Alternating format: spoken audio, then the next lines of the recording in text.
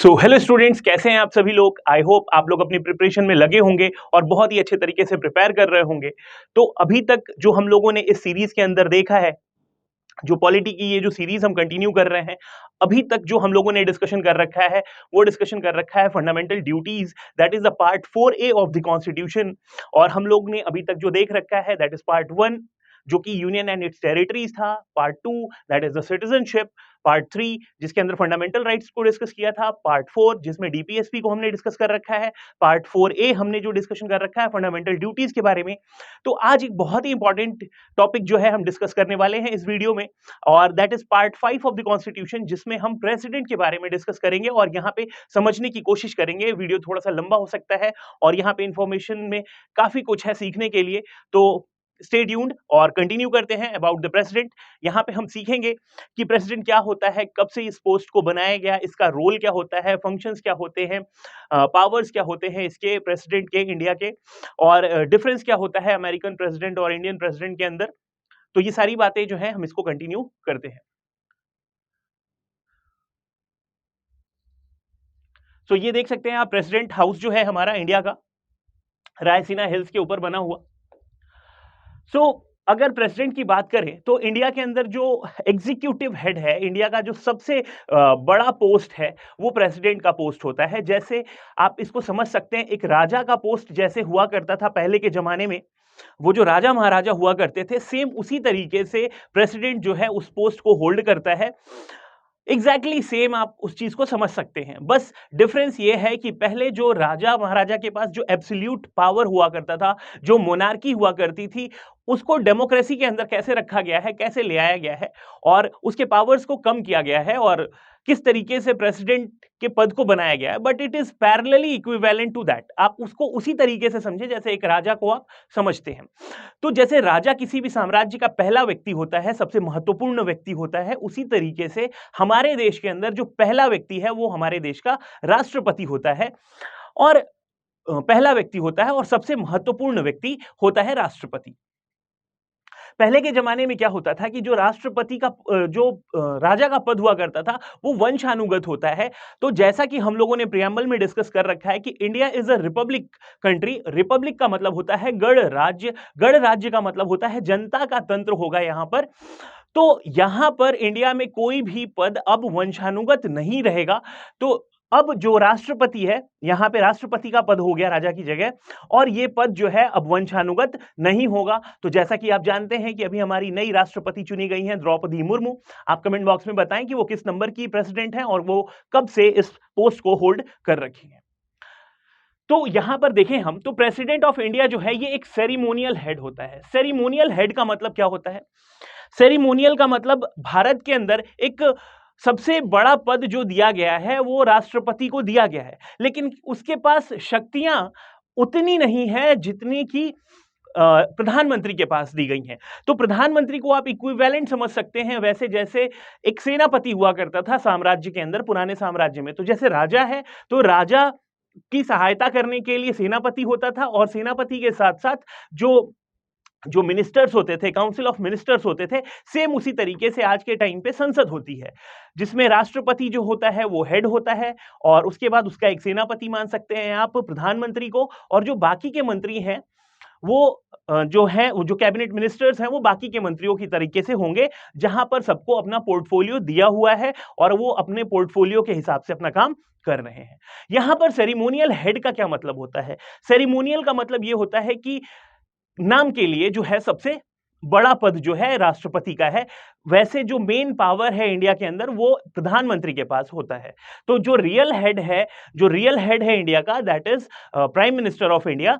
लेकिन ceremonial head, tutorial head जो है वो प्रेसिडेंट को बोल सकते हैं आप। ये जो है ये कमांडर इन चीफ भी होता है। प्रेसिडेंट जो है वो हमारे देश के अंदर कमांडर इन चीफ भी होता है। तो कमांडर इन चीफ का क्या मतलब हुआ? जो हमारे देश के अंदर तीनों सेनाएं हैं, जल सेना, क्या बोलते हैं, थल सेना, जल सेना और वायु सेना। तो ये जो तीनों सेनाएं हैं, इनका जो अध्यक्ष होता है, इनका जो हेड होता है, वो राष्ट्रपति होता है। आप इसको बिल्कुल वैसे समझ सकते हैं कि जैसे पहले के जमाने में राजा महाराजा हुआ करते थे और बिना राजा के आदेश के सेना जो है वो आक्रमण कभी भी नहीं करती थी। सेम वे उसी पैटर्न को फॉलो करते हुए आज के टाइम पे भी वैसे ही है कि बगैर राष्ट्रपति के आदेश के जो सेना है वो आक्रमण नहीं करेगी। हमेशा राष्ट्रपति का जो क्या बोल सकते हैं आदेश है वो बिल्कुल नेसेसरी है। तो he is the commander in chief of the Indian armed forces. जो प्रेसिडेंट है ये इसकी जो नियुक्ति होती है ये कैसे होती है? तो इनडायरेक्ट इलेक्शन होता है। जैसे लोकसभा का इलेक्शन होता है, प्रधानमंत्री के लिए जब इलेक्शन होता है तो हम लोग जनता जो है वो डायरेक्टली जाती है और अपने प्रतिनिधि को चुनती है, जो कि एक डेमोक्रेसी के अंदर होता है। लेकिन जो राष्ट्रपति का पद है वो बेसिकली ऐसा नहीं है। राष्ट्रपति का जो इलेक्शन होता है वो हम अभी डिस्कस करेंगे। आर्टिकल नंबर 54 और आर्टिकल नंबर 55 में बताया गया है कि राष्ट्रपति के लिए इलेक्शन होगा। और लेकिन जो राष्ट्रपति का इलेक्शन होता है ये डायरेक्ट नहीं होता है जैसे प्रधानमंत्री का इलेक्शन होता है। यहां पर जो राष्ट्रपति है उसका इलेक्शन होता है इनडायरेक्ट वे में, जिसको सेलेक्ट करती है एक क्या बोलते हैं इलेक्टोरल कॉलेज का गठन किया जाता है। उस इलेक्टोरल कॉलेज के अंदर जितने भी राज्य हैं उनके विधानसभा के जो भी इलेक्टेड मेंबर्स हैं वो, प्लस जो लोकसभा और राज्यसभा मतलब जो हमारी संसद प्लस राज्य की विधानसभाओं के जितने भी इलेक्टेड मेंबर्स हैं, बिल्कुल याद रखिएगा इलेक्टेड मेंबर्स की बात कर रहा हूं, नॉमिनेटेड मेंबर्स नहीं। तो इलेक्टेड मेंबर्स जितने हैं वो सारे के सारे आएंगे। तो भारत के अंदर एक तो संसद हो गई जिसमें राज्यसभा और लोकसभा के सारे इलेक्टेड मेंबर्स आ गए, और जितने भी राज्य हैं 28 राज्य और 2 केंद्र शासित प्रदेश दिल्ली और पौंडीचेरी के विधानसभाओं के जितने भी इलेक्टेड मेंबर्स हैं, बिल्कुल कोट करके नोट करके रखिएगा, इलेक्टेड मेंबर्स ही, नॉमिनेटेड मेंबर्स बिल्कुल नहीं रहेंगे यहां पर। तो विधानसभा प्लस जो हमारी जो संसद है उसके सारे इलेक्टेड मेंबर्स जो हैं इस इलेक्टोरल कॉलेज में होते हैं और वहां पे इलेक्शन कराया जाता है राष्ट्रपति का।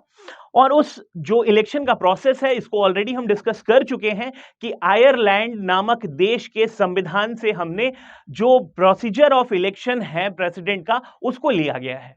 उस मेथड ऑफ इलेक्शन को बोलते हैं single transferable voting system. Hindi में इसको कहते हैं एकल संक्रमणीय मत पद्धति, सिंगल ट्रांसफरेबल वोटिंग सिस्टम। इस इलेक्शन प्रोसीजर के अंदर हम देखेंगे यहां पर कभी भी वोट्स टाई नहीं होते हैं, बिल्कुल आप ध्यान रखिएगा, हमेशा क्लीन एंड क्लियर मेजॉरिटी में एक ही व्यक्ति सेलेक्ट होगा किसी भी कंडीशन में, कभी भी टाई जैसा केस नहीं आता है। तो जेन्युइन सी बात है कि अगर हम राष्ट्रपति चुन रहे हैं, देश के लिए एक राजा समतुल्य व्यक्ति को का चुनाव कर रहे हैं और वहां पर अगर टाई हो जाता है तो कोई भी अपना कैंडिडेचर वापस नहीं लेगा। तो हमेशा एक ऐसा प्रोसीजर बनाना चाहिए जहां पर कोई भी टाई का हिसाब ना रहे, कोई कंफ्यूजन ही ना रहे। तो सिंगल ट्रांसफरेबल वोटिंग सिस्टम को हम बहुत ही अच्छे तरीके से समझेंगे कि किस तरीके से इलेक्शन का जो प्रोसीजर है वो दिया गया है आर्टिकल नंबर 55 के अंदर। फिर यहां पर देखें तो इलेक्टोरल कॉलेज की बात हमने कर ही लिया है, जिसके अंदर कॉम्प्रोमाइज करता है जो पार्लियामेंट है हमारी, पार्लियामेंट के जो दोनों हाउसेज हैं that is Rajya Sabha plus Lok Sabha, ठीक है, एंड द लेजिस्लेटिव असेंबलीज। जो लेजिस्लेटिव असेंबलीज का मतलब केवल और केवल विधानसभाएं, विधान परिषद के मेंबर्स नहीं आते हैं। बिल्कुल ध्यान रखिएगा इस बात का कि विधान परिषदें जो हैं वो नहीं आती हैं। आपको कमेंट बॉक्स में ये बताना है कि भारत के कितने राज्यों में विधान परिषदों का हिसाब किताब दिया गया है, ठीक है। स्टेट एंड द टेरिटरीज, फिर उसके बाद who themselves are all directly elected. तो ऑलरेडी हमने डिस्कशन कर रखा है कि केवल इलेक्टेड मेंबर्स आएंगे, नॉमिनेटेड मेंबर्स कहीं से भी अलाउड नहीं है। नॉमिनेटेड मेंबर्स का आप हिसाब किताब जान रहे हैं कि राज्यसभा के अंदर 12 नॉमिनेटेड मेंबर्स होते हैं राष्ट्रपति के द्वारा। लोकसभा के अंदर एंग्लो इंडियंस का हिसाब हुआ करता था, अब ऐसा कुछ नहीं है, तो केवल इलेक्टेड मेंबर्स ही रहेंगे। अब बात करते हैं जो इस पोस्ट की ओरिजिन की बात अगर करें कि इसका ओरिजिन कहां से हुआ, तो जब हमारा संविधान बना और हमारे देश को क्या डिक्लेयर किया गया, रिपब्लिक। तो ऑलरेडी हमने डिस्कशन कर रखा है कि हमारा देश एक रिपब्लिक कंट्री है, हमारे प्रियम्बल में भी ये चीज दिया गया है। जो नेचर है हमारी कंट्री का, sovereign, socialist, secular, democratic and Republic. तो ये जो 5 गुण थे उसके अंदर एक गुण ये भी है हमारे देश का कि हमारा जो देश है वो रिपब्लिक होगा। रिपब्लिक का मतलब कोई भी पद वंशानुगत नहीं होगा। एक प्यून से लेकर के राष्ट्रपति तक का कोई भी पद कहीं पर भी आपने देखा होगा कुछ भी वंशानुगत नहीं है, जो कि पहले के जमाने में ऐसा ही हुआ करता था, सभी वंशानुगत होता था। बाप रिटायर होता था तो अपने बेटे को या अपनी बेटी को उस पद पे बिठा करके जाता था। The offices of the monarch and the governor generals were replaced by the new office of the president। तो जैसा कि हमने डिस्कशन किया कि पहले के जमाने में राजा महाराजा हुआ करते थे और अंग्रेजों के टाइम पे कौन हुआ करता था, गवर्नर जनरल हुआ करता था या वाइस रॉय हुआ करता था। तो वाइस रॉय, गवर्नर जनरल और राजा महाराजा के जितने पोस्ट थे सबको खत्म किया गया और उसके पैरेलल एक पोस्ट बनाई गई, that is the post of the president. अगर हम बात करें तो जो पार्ट 5 है हमारा, पार्ट 5 का जो पूरा का पूरा हिसाब किताब दिया हुआ है आर्टिकल नंबर 52 से लेकर के आर्टिकल नंबर 151 के अंदर। और हम लोग जान रहे हैं कि ये क्या है, एग्जीक्यूटिव के बारे में बताता है और एग्जीक्यूटिव के बारे में बताया गया है आर्टिकल 52 से लेकर के आर्टिकल 78। तो एग्जीक्यूटिव का मतलब क्या होता है, जो हमारे देश के अंदर 3 तंत्र हैं, विधायिका, कार्यपालिका और न्यायपालिका। तो पहले हम कार्यपालिका की बात करेंगे और हमारे देश के अंदर जो कार्यपालिका का अध्यक्ष है, जो कार्यपालिका का हेड है, वो राष्ट्रपति होता है। तो आप इसको पैरेलली समझ सकते हैं बिल्कुल ऐसे जैसे कि पहले किसी भी साम्राज्य में, पहले के जमाने में किसी भी साम्राज्य में राजा को बगैर बताए कोई भी काम साम्राज्य के अंदर नहीं होता था। कभी होता था क्या कि कोई भी साम्राज्य है और उसके राजा को पता ही नहीं है और कुछ हो रहा है? तो इट इज प्रैक्टिकली इम्पॉसिबल या नॉट पॉसिबल। तो आज के समय में भी राजा जो है हमारे देश का वो राष्ट्रपति है और बगैर राष्ट्रपति के इंफॉर्मेशन के इस देश में कोई भी काम नहीं हो सकता है, कोई भी काम नहीं हो सकता है राष्ट्रपति की अनुमति के बिना। तो इसीलिए बोल रहा है कि इंडिया का जो एग्जीक्यूटिव हेड है वो कौन है, राष्ट्रपति है। इंडिया का जो एग्जीक्यूटिव हेड है वो बिल्कुल और बिल्कुल राष्ट्रपति है। इस चीज को बिल्कुल ध्यान रखिएगा, बगैर राष्ट्रपति के आदेश के इस देश के अंदर एक पत्ता भी नहीं हिलेगा। ठीक है, आर्टिकल नंबर 52 जो है, आर्टिकल नंबर 52 जो है बस इतनी सी बात कहता है, सिर्फ और सिर्फ इतनी सी बात कहता है कि इंडिया के अंदर एक प्रेसिडेंट होगा। तो आर्टिकल नंबर 52 से चालू कर रहे हैं और आर्टिकल 52 जो है वो ये कहता है कि भारत देश में एक राष्ट्रपति होगा। वो राष्ट्रपति क्या करेगा इसके बारे में आर्टिकल 52 में कुछ नहीं कहा गया है, सिर्फ और सिर्फ बस इतनी सी बात बताई गई है कि भारत के अंदर एक राष्ट्रपति होगा। अब आर्टिकल नंबर 53 जो है वो कहता है कि भारत का जो कार्यकारी अध्यक्ष होगा वो राष्ट्रपति होगा। 52 में बस इतनी सी बात कही गई कि एक राष्ट्रपति होगा, वो क्या करेगा ऐसा कुछ नहीं बताया। लेकिन आर्टिकल 53 में बताया कि इस देश के अंदर कुछ भी होगा तो राष्ट्रपति के अनुमति के बगैर नहीं होगा और राष्ट्रपति के इंफॉर्मेशन या उसके हामी भरने के बाद ही कोई भी काम होगा। तो कार्यकारी अध्यक्ष इस देश का कौन है, राष्ट्रपति है। भारत के अंदर आर्टिकल 53 में बोला गया कि all the executive powers of the union shall be vested in the president. Bharat में जो भी काम होगा केंद्र सरकार के द्वारा कराया जाएगा वो राष्ट्रपति जब तक अनुमति नहीं देगा नहीं हो सकता है। आर्टिकल 54 और आर्टिकल 55 जो है वो इलेक्शंस के बारे में बताता है, जिसको डिस्कस करेंगे हम। आर्टिकल 54 में बोला गया है कि राष्ट्रपति का इलेक्शन होगा, कुछ भी वंशानुगत नहीं होगा। आर्टिकल 54 में बस बोला है कि इलेक्शन के तहत राष्ट्रपति का चुनाव होगा, इलेक्शन होगा, ये आर्टिकल नंबर 54 में बोला गया है। और आर्टिकल 55 में बताया गया है कि प्रोसेस क्या है, कि राष्ट्रपति के इलेक्शन का जो प्रोसीजर है जिसको आयरलैंड से उठाया गया है, सिंगल ट्रांसफरेबल वोटिंग सिस्टम का जो कॉन्सेप्ट है वो आर्टिकल नंबर 55 में दिया हुआ है, जिसको बहुत ही अच्छे तरीके से हम समझेंगे। आर्टिकल नंबर 52 देख लिया हमने, जिसमें बोला कि राष्ट्रपति होगा। आर्टिकल 53 देख लिया हमने, 53 में बोला कि जितने भी कार्यकारी कार्य होंगे इस देश के अंदर वो राष्ट्रपति के नाम पे होंगे। आर्टिकल 54 बोला कि इलेक्शन होगा राष्ट्रपति का। आर्टिकल 55 बोलता है कि प्रोसेस क्या है वो हम देखेंगे, आगे डिस्कस करेंगे। आर्टिकल 56 कहता है कि जो राष्ट्रपति है उसका जो काम होगा वो 5 साल का होगा, उसका जो टर्म होगा वो 5 साल के लिए होगा और वो 5 साल के लिए ही काम करेगा राष्ट्रपति।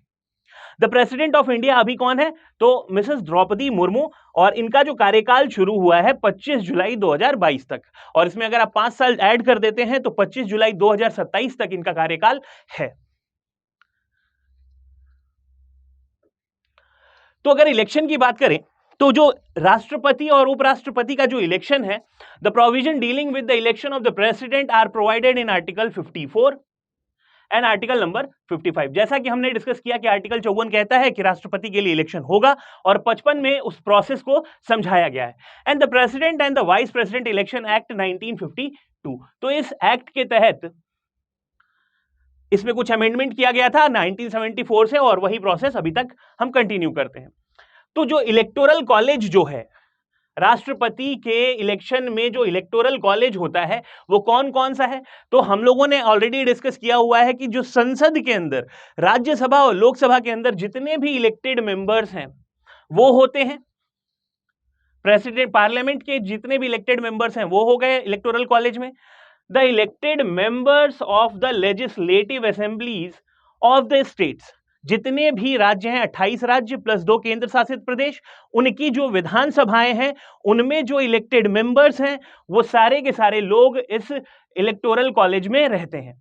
And the elected member of the legislative assemblies of the union territories of Delhi and Pondicherry.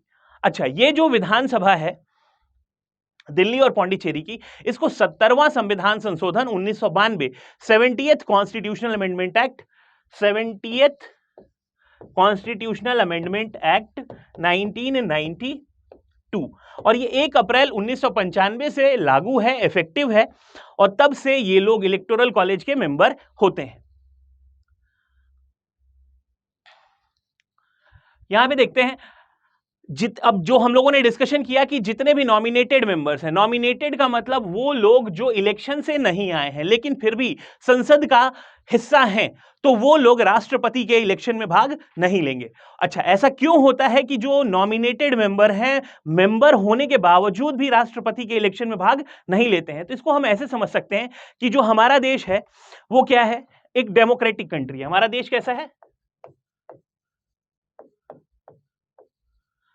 तो डेमोक्रेसी है हमारे देश में, और डेमोक्रेसी का मतलब क्या होता है? लोकतंत्र। लोकतंत्र का मतलब होता है जनता का तंत्र। जनता का तंत्र का मतलब जनता का शासन, अर्थात हमारे देश के अंदर हम जनता का रिप्रेजेंटेटिव जो होगा वो शासन करेगा, और अगर कोई चुना हुआ व्यक्ति है तो वो जनता के द्वारा चुना हुआ है, तो वो व्यक्ति जो है राष्ट्रपति का चुनाव करेगा। लेकिन जो लोग नॉमिनेटेड हैं, जो लोग जनता के द्वारा नहीं चुने गए हैं, जो राष्ट्रपति है उसके द्वारा चुने गए लोग हैं, तो वो जनता के द्वारा तो नहीं चुने गए हैं। तो इसीलिए डेमोक्रेसी को बचाने के लिए या डेमोक्रेटिक वे में सब कुछ हो, इसीलिए वो नॉमिनेटेड लोग जो हैं भाग नहीं लेते हैं। साफ सीधी सी बात है कि वो नॉमिनेटेड लोग जनता के द्वारा नहीं चुने गए हैं, इसीलिए राष्ट्रपति के इलेक्शन में भाग नहीं लेते हैं। The nominated members of the both the houses of the parliament भाग नहीं लेंगे। फिर उसके बाद the nominated members of the state legislative assemblies, जो राज्यों की विधानसभाएं हैं उनके मेंबर्स भी कभी भी इसके अंदर भाग नहीं लेंगे। And the members of the legislative councils, अच्छा ये जो विधान परिषद होती है ये तो बिल्कुल भी नहीं आती है, ये तो कहीं से किसी राज्य से विधान परिषद के मेंबर्स जो है बिल्कुल अलाउड नहीं होते हैं। विधान परिषद जो है वो टोटल 6 राज्यों में है हमारे देश के अंदर। कौन कौन से? उत्तर प्रदेश है, बिहार है, फिर उसके बाद महाराष्ट्र, फिर कर्नाटका, आंध्र प्रदेश, तेलंगाना। ये 6 राज्य ऐसे हैं जहां पर विधान परिषद है। पहले जम्मू एंड कश्मीर था, लेकिन 31 अक्टूबर 2019 को जम्मू एंड कश्मीर टूट करके 2 यूनियन टेरिटरीज में बढ़ गया। उसके बाद से वहां की जो विधान परिषद है वो खत्म हो गई। तो पहले जो थे वो 7 राज्यों में था, और अभी के टाइम पे कितना है जम्मू एंड कश्मीर खत्म होने के बाद? तो 6 राज्यों में। कौन कौन से? उत्तर प्रदेश, बिहार, महाराष्ट्र, फिर उसके बाद कर्नाटका, आंध्र प्रदेश, तेलंगाना। अब बात करते हैं and the members of the state legislative council in the case of bicameral legislature. अच्छा, बाईकैमरल लेजिस्लेचर का मतलब क्या होता है? 2 सदन वाली सरकारें या दो सदन, जहां पे दो सदन का मतलब होता है bicameral, do not participate in the election of the president. The president election is held in accordance with the system of proportional representation by the means of single transferable voting system and the voting is done by the secret ballot. तो जैसा कि हम लोगों ने अभी discuss किया था कि जो राष्ट्रपति का इलेक्शन का जो प्रोसीजर है वो हमने आयरलैंड से लिया है, और आयरलैंड से जिस प्रोसेस को उठाया गया है उसको बोलते हैं सिंगल ट्रांसफरेबल वोटिंग सिस्टम, जिसका मतलब होता है एकल संक्रमणीय मत पद्धति. और जो इलेक्शन होता है जिसको हम देखेंगे कि एक सीक्रेट बैलेट से इलेक्शन को कराया जाता है. सारे वोट्स जो होते हैं वो बैलेट पेपर पे होते हैं, कोई भी ईवीएम मशीन का यूज नहीं करता है, और जितने भी मेंबर्स हैं वो अपना वोट गोपनीय रखते हैं और गोपनीयता के तहत वोटिंग करते हैं. वो किसको वोट दिए हैं ये कहीं किसी पे पता नहीं, किसी को पता नहीं चलता है. For the nomination of the person for the election of the president, minimum 50 electors need to be proposers. तो अगर कहने का मतलब मान के चलिए कि अगर कोई राष्ट्रपति पद का उम्मीदवार है तो उसके लिए उसकी उम्मीदवारी शुरू होने के लिए कम से कम 50 लोग जो हैं वो प्रपोजर होने चाहिए. वो 50 लोग प्रपोज करेंगे कि हाँ भाई ये जो व्यक्ति है ये राष्ट्रपति पद के लिए ठीक है और ये राष्ट्रपति बन सकता है. तो संसद के अंदर के 50 लोग कम से कम ये कहें उसके लिए, उसके फेवर में कि हाँ ये राष्ट्रपति पद के लिए ठीक है. तो प्रपोजर्स होने चाहिए 50, और उन 50 प्रपोजर्स को सपोर्ट करने के लिए 50 सेकेंडर्स होने चाहिए. तो आपको बिल्कुल ध्यान रखना है कि minimum 50 electors need to be proposers and the further 50 electors need to be seconders. तो 50 लोग पहले राष्ट्रपति पद के उम्मीदवार के लिए हामी भरेंगे और फिर उसके बाद उन 50 लोगों को सपोर्ट करने के लिए नए 50 लोग चाहिए जिनको सेकेंडर्स बोलते हैं. To be declared elected to the office of the president, more than 50% of the valid votes are required by the presidential candidate. तो जैसा कि हम लोगों ने देखा कि जो आर्टिकल 55 में इलेक्शन का जो प्रावधान है, वहां इलेक्शन हो जाने के बाद जो भी व्यक्ति है वो कम से कम 50% से ज्यादा वोट उसको मिलना चाहिए, तभी वो विजेता घोषित होगा. तो यहां पर यही चीज ये कह रहा है कि अच्छा जो वोट भी होंगे ना, वैलिड वोट्स. अब जैसे कि बहुत सारे लोग होते हैं जो कि अपना वोट खराब कर देते हैं, दो जगह उन्होंने वोट कर दिया. तो जो भी रियल वैलिड वोट्स हैं उनकी जो वैल्यू है वो 50% होनी चाहिए, तभी घोषित होगा कोई भी विजेता. In case of any dispute, अगर कोई भी डिस्प्यूट होता है राष्ट्रपति के इलेक्शन में और उपराष्ट्रपति के इलेक्शन में, दोनों के इलेक्शन में अगर कहीं पर भी कोई भी डिस्प्यूट आता है तो उस मामले की सुनवाई जो है वो सुप्रीम कोर्ट करता है. तो यहां नोट करने वाली बात यह है कि हमें पता है कि इलेक्शन करवाता कौन है, तो वो है इलेक्शन कमीशन. Election commission. तो इलेक्शन कमीशन एक संस्था है, इलेक्शन कमीशन एक संस्था है जो कि इलेक्शन को कंडक्ट करवाती है, राष्ट्रपति के इलेक्शन को, उपराष्ट्रपति के इलेक्शन को, संसद के इलेक्शंस को. तो इन सारे इलेक्शंस को करवा तो इलेक्शन कमीशन रहा है, लेकिन अगर कहीं पर भी राष्ट्रपति और उपराष्ट्रपति के इलेक्शन में कोई डिस्प्यूट आता है, कोई दिक्कत आती है इलेक्शन को लेकर के, तो उस इलेक्शन का जो समाधान है वो कौन करेगा, या उसमें जो भी गड़बड़ी है वो कौन चेक करेगा, वो सुप्रीम कोर्ट चेक करेगी. ये क्वेश्चन न जाने कितनी बार आ चुका है, आपको बिल्कुल ध्यान रखना चाहिए. और इसके लिए जो प्रावधान है वो है आर्टिकल नंबर 71. आर्टिकल 71 में ये बताया गया है कि राष्ट्रपति के इलेक्शन में अगर कोई डिस्प्यूट होता है तो उसकी जांच जो है वो सुप्रीम कोर्ट के द्वारा की जाएगी. अगर हम टेन्योर की बात करें तो आर्टिकल नंबर 56 में बताया गया है कि किस तरीके से या कितना टाइम तक राष्ट्रपति का टेन्योर होता है. तो president shall not withstanding the expiration of his term continues to hold the office until a successor enters upon the office. The president shall hold the office for 5 years. In general, removal of the president be as follows. तो कह रहा है ये कि अगर कोई व्यक्ति है, अगर वो राष्ट्रपति बन गया तो उसका जो टर्म होगा, उसके जो काम करने की अवधि होगी वो 5 साल होगी. यही चीज यही बताई गई है कि 5 साल तक उसका टर्म होता है, आर्टिकल नंबर 56 में यही बताया गया है। लेकिन अगर राष्ट्रपति जो है अगर मान लीजिए हट जाता है तो कैसे हटेगा? या तो उसको हटाया जाएगा, या तो उसकी डेथ हो जाती है, या तो वो रिजाइन कर देता है। तो यही चीज यहां पे बताया गया है कि removal of the president be as follows. तो प्रेसिडेंट जो है वो राइटिंग में रिजाइन करेगा, लिखित तौर पर वो अपना रेजिग्नेशन देगा, और वो किसको देगा? तो उपराष्ट्रपति को देगा। राष्ट्रपति जो है लिखित तौर पर अपना रेजिग्नेशन उपराष्ट्रपति को देगा। President may for violating the constitution be removed from the office by the impeachment process। अच्छा, अगर राष्ट्रपति जो है अगर कोई गैर संवैधानिक कार्यों में लिप्त रहेगा, ध्यान रखिएगा, गैर संवैधानिक कार्यों में अगर राष्ट्रपति लिप्त है तो उसके खिलाफ इंपीचमेंट चलाया जा सकता है। इंपीचमेंट का मतलब होता है इंपीचमेंट का मतलब राष्ट्रपति को हटाने का एक तरीका है, जो कि हमारे संविधान के आर्टिकल नंबर 61 में दिया हुआ है। तो इंपीचमेंट होगा। अच्छा, ये जो इंपीचमेंट ऑफ द प्रेसिडेंट है, ये कहां से सीखा है हमने? तो ये हमने अमेरिका के संविधान से सीखा है, यूएसए के संविधान से हमने सीखा है। इसको महाभियोग कहते हैं हिंदी में, इस चीज को भी बिल्कुल ध्यान रखिएगा। अगर किसी भी तरीके से वैकेंसी आ गई राष्ट्रपति के लिए, और या फिर राष्ट्रपति अपना काम नहीं कर रहा है, जैसे कि अगर राष्ट्रपति ने रिजाइन कर दिया, राष्ट्रपति की मृत्यु हो गई, या फिर राष्ट्रपति को हटा दिया गया, महाभियोग करके हटा दिया गया, तो उस समय में नया राष्ट्रपति आना चाहिए। और जो नया राष्ट्रपति आएगा वो 6 महीने के भीतर भीतर आ जाना चाहिए, और 6 महीने तक उसके कार्यकाल को कौन संभालेगा?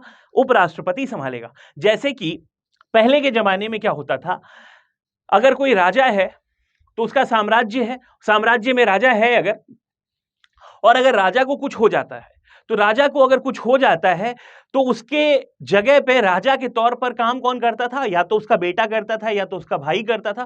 कहने का मतलब राजा विहीन राज्य नहीं हो सकता है।